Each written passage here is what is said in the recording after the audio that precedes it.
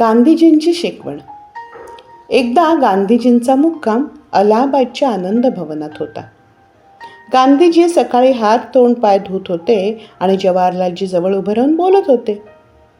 गांधीजींनी गुळणा करण्यासाठी जितकं पाणी घेतलं ते संपल्यावर त्यांना दुसऱ्यांदा पाणी घ्यावं लागलं. गांधीजी खूप अस्वस्थ झाले आणि संभाषण खंडित झालं. जवाहरलालजींनी मग कारण विचारलं. गांधीजी म्हणाले, मी पूर्वी खूप पाणी वापरत असेल आणि आता पुन्हा पाणी घ्यावं लागेल ही माझी मोठी चूक आणि निष्काळजीपणाच आहे. जवाहरलालजी मग हसत हसत म्हणाले, अहो, इथे गंगा आणि यमुना दोन्ही वाहतात. वाळवंटाप्रमाणे इथे पाण्याची कमी नाही. जरा जास्त पाणी घालवलं तर काळजी करण्यासारखी काय गोष्ट आहे. गांधीजी म्हणाले, गंगा आणि यमुना फक्त माझ्यासाठी वाहत नाहीत.